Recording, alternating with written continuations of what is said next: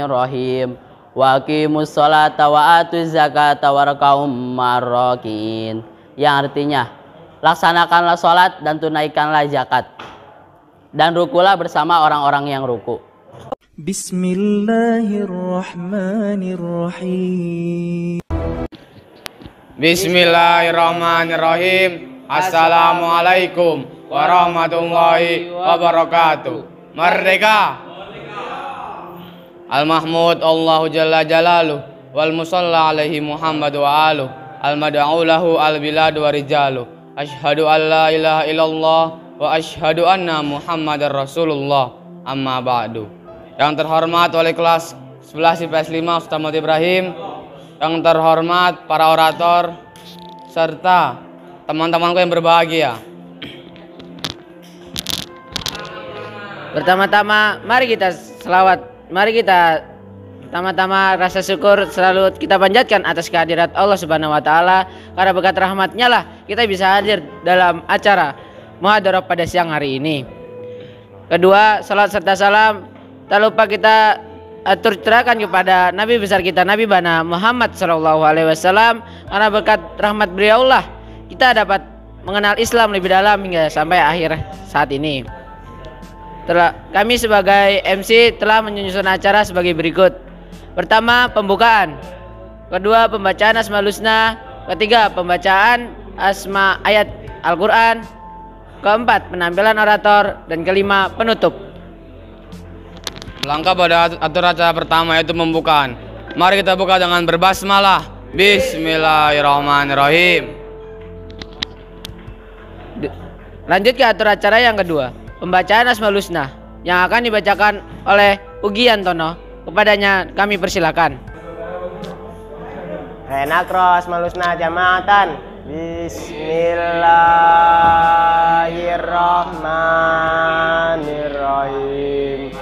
Allahu la ilaha illahu lahul asmaul husna. Ar-Rahmanur Rahimul Malik Al-Qudusus Salamul Mu'min Al-Muhaiminur Azizul Jabbar. Terima kasih kepada Ugi Antono. Melangkah pada aturan acara yang ketiga, yaitu pembacaan naskah Al-Quran. Kepada Revaldi Maulana dan Muhammad Farid dipersilakan.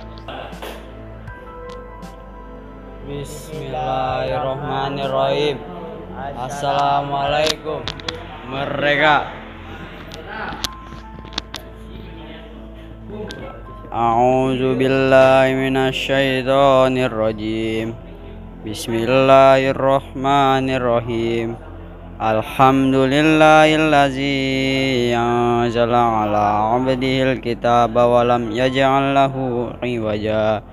Qayyiman liyundira ba'san syadidan min ladunhu wa basyiril mu'minina allazina ya'maluna sholihati anna lahum ajran hasana makisina fihi abada. Wa yundirul ladzina qalu tawallahu walada ma lahum bihi min ilmin wala liabaihim kabrat kalimatan tahruju min afwahim iyakuluna illa kaziba.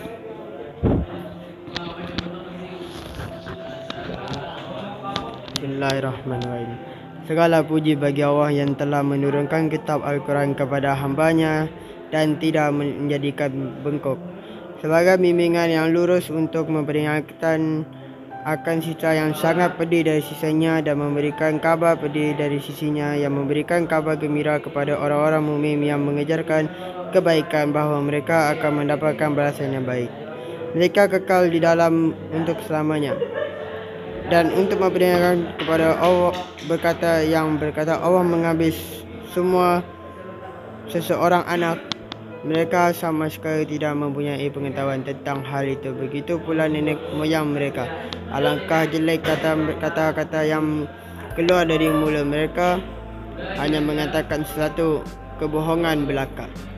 Sadaqallahul azim. Terima kasih kepada Muhammad Farid dan Revaldi Maulana. Lanjut atur acara yang keempat, penampilan orator. kepada orator pertama, Dafarid Nawa, kepadanya waktu dan tempat dipersilakan. Bismillahirrahmanirrahim. Assalamualaikum warahmatullahi wabarakatuh. Merdeka. Al-Mahmud Allahu Jalla Jalalu wal Musalla alaihi Muhammadu wa alu al-mat'ulahu al-biladu wa rijalu. Asyhadu alla ilaha illallah Muhammadur Rasulullah amma ba'du. Yang terhormat Wali kelas 11 IPS 5 Ustadz Rahmat Ibrahim, para MC, orator, dan teman-temanku yang berbahagia.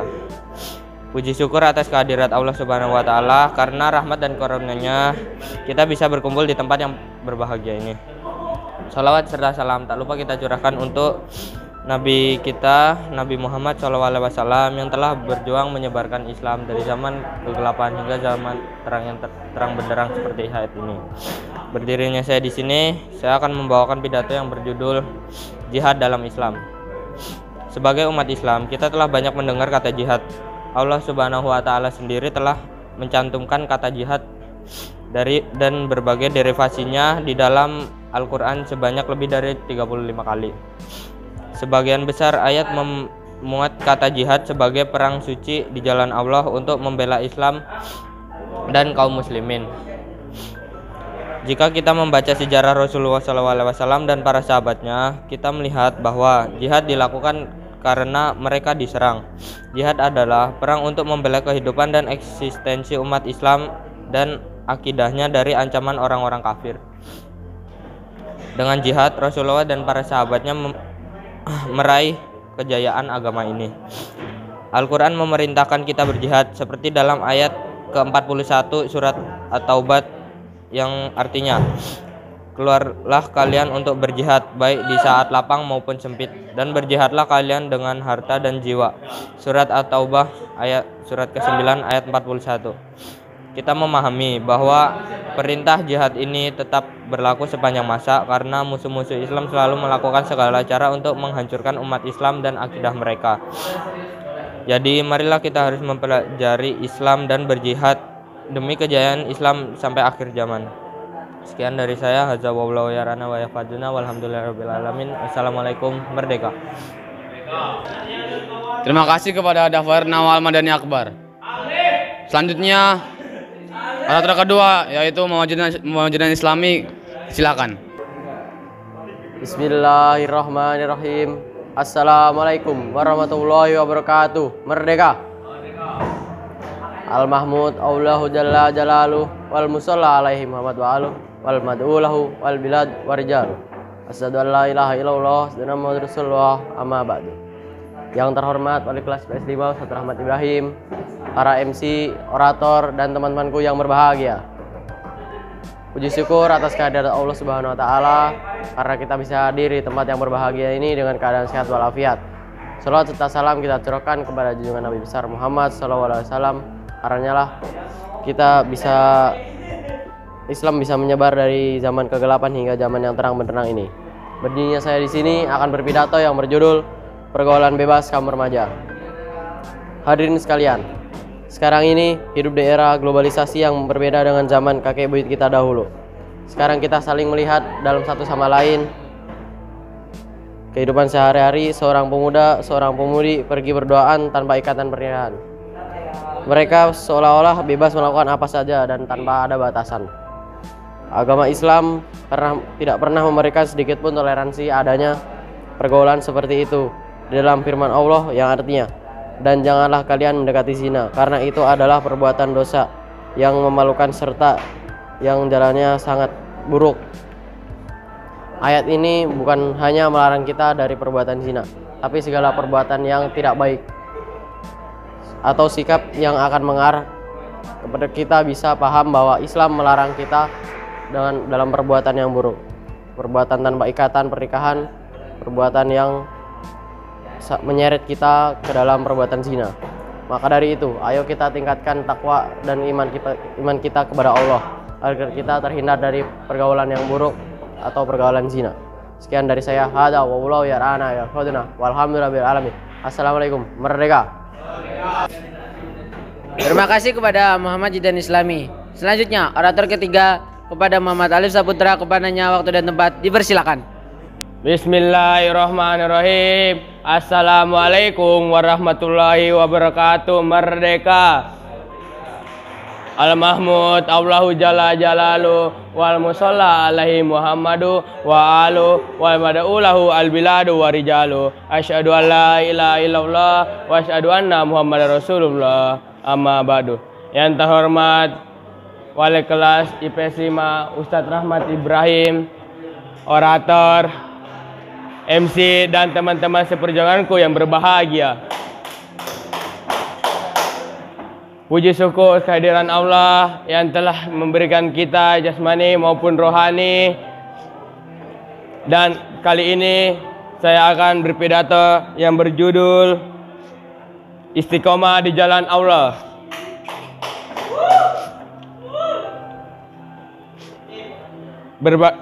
Berbahagia kita sekalian, saudara-saudara, teman-temanku.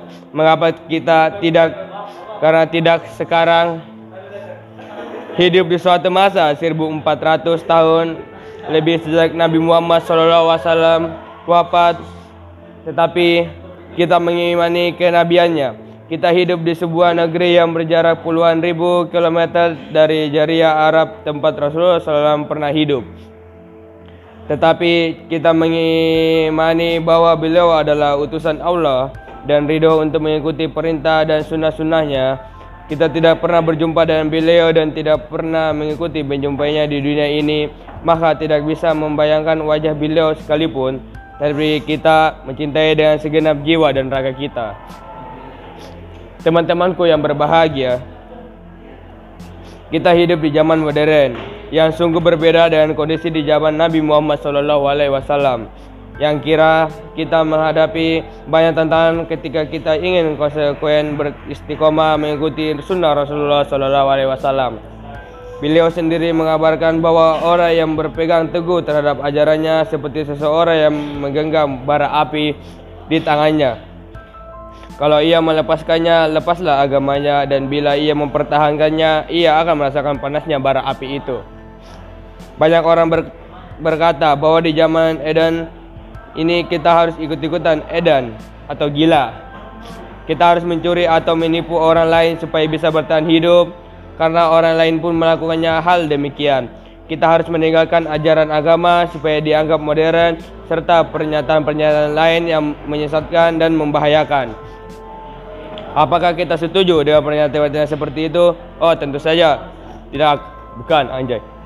Tentu saja tidaklah mudah bagi kita beristiqomah sebagai seorang muslim. Setiap hari akidah kita digempur dan segenap penjuru. Maksud saya, kita sering melihat kenyataan orang-orang yang saat berislam merasakan kesulitan secara ekonomi dan kehidupannya. Sementara orang-orang yang sama sekali tidak peduli dengan agama menikmati kehidupan yang makmur, berlimpah harta dan kekayaan. Namun sesulit apapun kondisi kita tidak boleh kehilangan prinsip. Kita tidak diperkenakan menjual agama kita yang luhur ini dengan harta atau kedudukan duniawi yang rendah, hina dan murah. Allah Subhanahu wa taala berfirman, "Wala tastaru bi ayati samana faliyalan fa iyana faltakun." Yang artinya, dan janganlah kalian belikan ayat-ayat Allah dengan harga yang murah, dan kepadakulah kalian harus takut. Surah Al-Baqarah kedua ayat 41. Beristiqomah di jalan Allah berarti mencoba semaksimal mungkin untuk melakukan apapun yang Allah dan Rasulnya perintahkan dan menjauhi apa yang keduanya larang.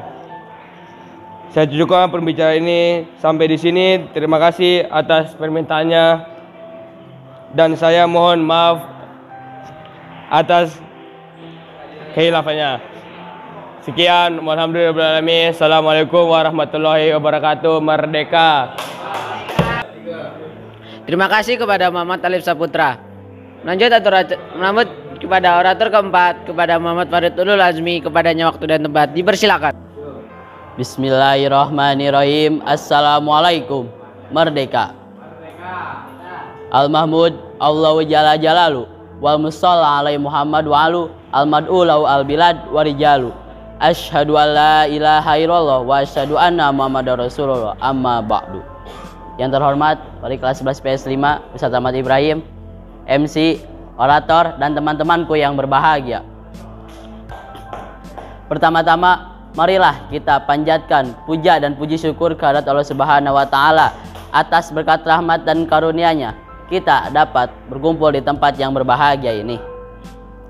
Salawat dan salam marilah kita panjatkan pada Nabi Muhammad SAW yang telah membawa Islam dari zaman kegelapan menuju zaman yang terang benderang seperti saat ini. Berdirinya saya di sini. Saya akan membawakan pidato yang berjudul Sholat. Apa itu sholat? Sholat menurut bahasa adalah berdoa. Sedangkan menurut istilah, sholat itu adalah segala perbuatan, perkataan yang diawali dari takbir dan diakhiri dengan salam, dengan syarat yang telah ditentukan. Mengapa kita harus sholat? Sholat merupakan amal ibadah yang dicintai Allah Subhanahu wa taala karena sholat dapat mendekatkan diri kita kepada penciptanya, yaitu Allah yang Maha Kuasa. Tapi tidak hanya itu, sholat juga dapat menenangkan hati kita, mental kita, fisik kita, dan juga kita dapat meminta pertolongan atau ampunan kepadanya. Allah berfirman dalam surat Al-Baqarah ayat 43. A'udzubillahi minasyaitonirrajim. Bismillahirrahmanirrahim. Wa aqimus sholata wa atuz zakata warka'um ma'arrakin. Yang artinya, laksanakanlah sholat dan tunaikanlah zakat, dan rukulah bersama orang-orang yang ruku. Sholat itu merupakan cerminan hidup kita. Kalau kita perilaku kita baik, maka sholat itu baik. Kalau perilaku kita kurang baik, bisa jadi sholat kita ada yang salah. Nah, sholat juga merupakan tiang agama kita. Kalau kita tidak melaksanakannya, berarti runtuhlah agama tersebut.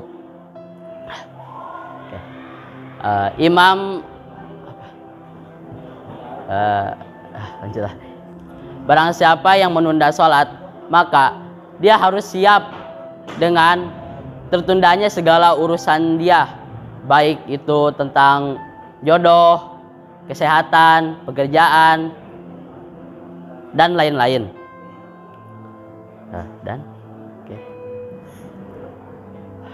Hanya dari pidato ini, kita jangan sampai melupakan sholat yang 5 waktu, yang wajib dulu saja. Sholat itu tidak lama, mungkin dalam satu waktu itu hanya 5 menit. Masa kita tidak dapat meluangkan waktu sebentar untuk mengharap ridho Allah Subhanahu wa taala, untuk mendekatkan diri kita kepadanya. Intinya jangan sampai kita melupakan sholat.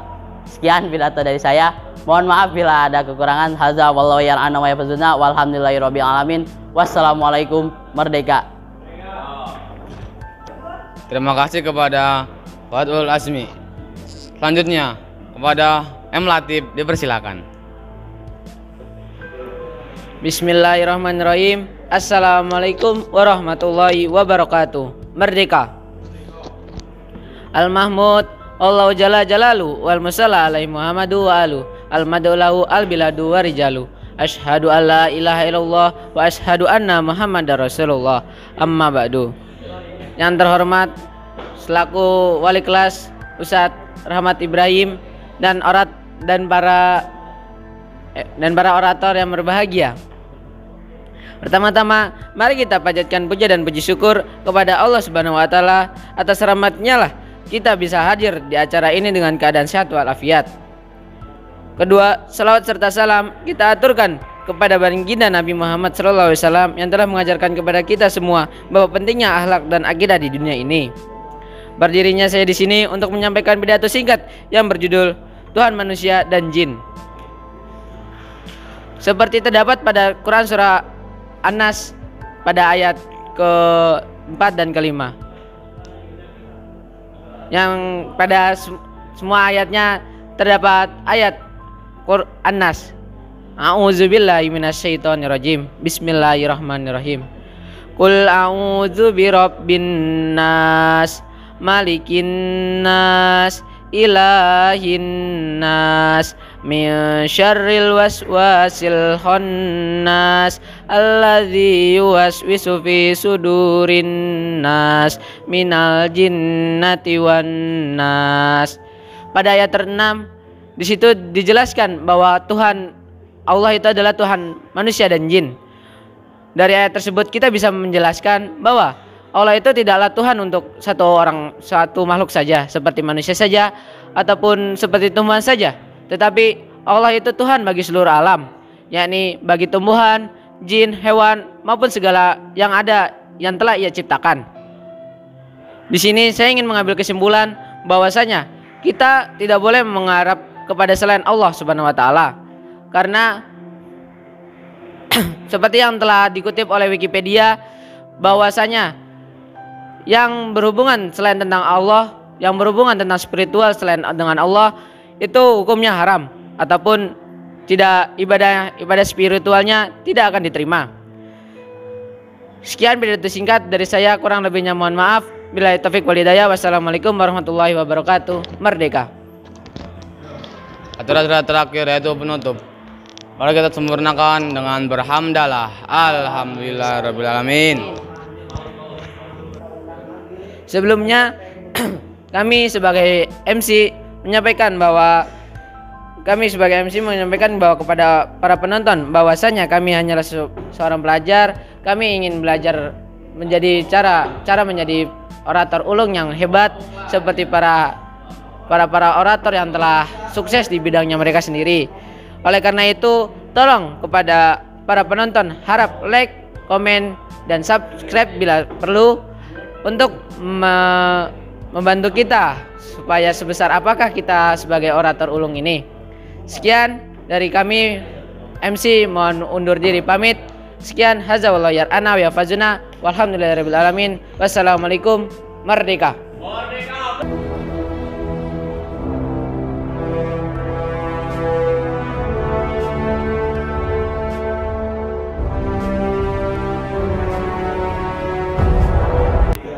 Bismillahirrahmanirrahim. Assalamualaikum warahmatullahi wabarakatuh. Merdeka.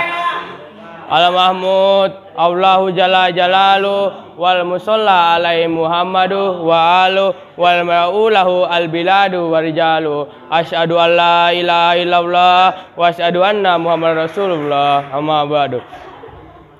Puji syukur kehadiran Allah.